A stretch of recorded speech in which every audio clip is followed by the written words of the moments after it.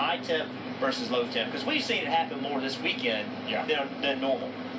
And you see Slugger Labby going over there to assess the damage on that 3 car. He's put on a helmet that's a protected area, in essence, going over the wall, if you will, onto pit road. That's what the garage area is now. He said the damage does not look that bad to him. Austin Dillon's going to stay in the car. They're going to try and tape up this damage and try and make another run in this 3 car. That's the one question he did ask, though, Jeff. Slugger Labby asked Austin, did you lock up any of the tires? He said, yep, obviously I locked up the rear, so they're going to have to make a decision here on tires as well. Put some new tires on this and get Austin Dillon back out for qualifying. Yeah, I don't think the rear tires are damaged. I don't think when you wheel hop a tire, it hurts the tire. It can hurt the rear end, it can hurt the transmission, but it doesn't flat spot a tire the way it would if you locked up the left front. Well, you mentioned it. As we look forward into the weekends, we have Kurt Busch going back on the racetrack now. With all of this wheel hop, rear gears are also already very stressed here at Martinsville.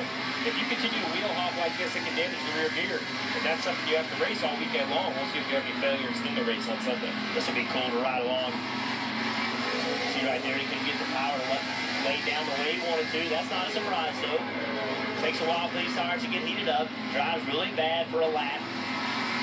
It'll get better every time he gets around a racetrack. And this is basically, he's coming to take the green right here. This is the lap he wants to be improved on. As we ride along with him, we see Jeff Gordon in the 88 currently trending into the green versus Denny Hamlin. Look how much better it drives in this corner than it did the first time we rode along with him.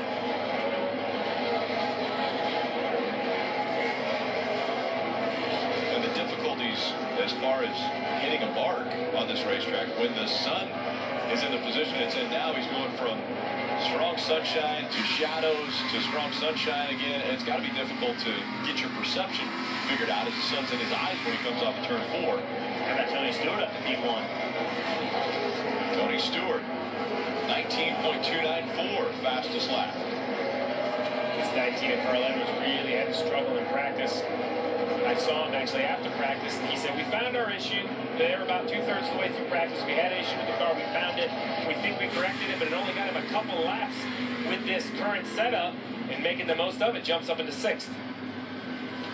If you would have told him in practice he would be right there after his first run in qualifying, show, he'd probably be pretty happy. Yeah. They struggled. 3 chase drivers that have already taken time. And now the 4th with Kevin Harvick are all within the top 24.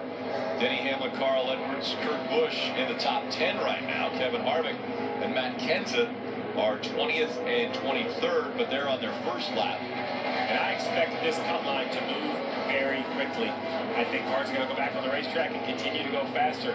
Maybe not the 30s that I thought originally, but I still think you're going to have to run in the 40s. And right now, a 48 is in the 10th position, and I think that's good. I think Kyle Larson in the 10th position is going to end up somewhere down near the cut line by the end of qualifying.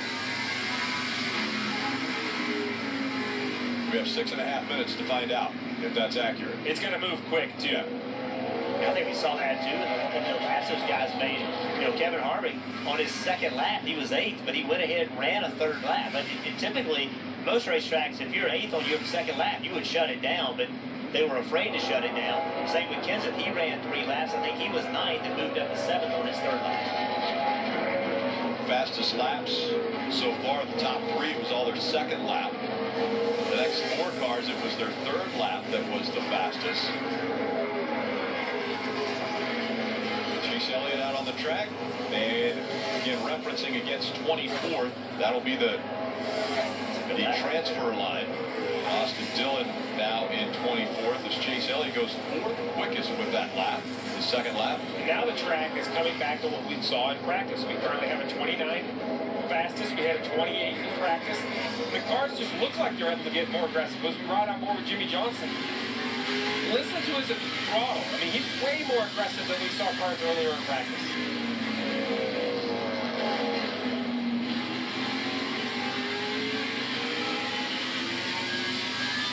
Watch the steering wheel and listen to the throttle together. Watch what happens when he goes at the throttle. See that little turn back to the right? That's just a little bit loose. Johnson's going to run that 3rd lap. I don't know if they feel good about that lap of 47. Now see, that lap, he didn't have to turn the wheel back to the right when he went back to the throttle. Watch and listen again. right there, but not as much. He does. He improves on his third lap. That is 8th quickest for Jimmy Johnson. Kyle Busch jumped up to 5th quickest. So Denny Hamlin currently 3rd, Kyle Busch 5th, Jimmy Johnson 8th, Carl Edwards 9th, now 10th because A.J. Allmendinger has just jumped into the top 10. Yeah. Brad Keselowski's finally on the racetrack. I was going to say we had 2 Penske cars you have to run, but that's about the case anymore. Brad's on the racetrack, but Joey Logano, the last 3 poles have gone to Joey Logano here at Martinsville, and he's still sitting on pit road. Brad was 30th in practice. Of the 21st.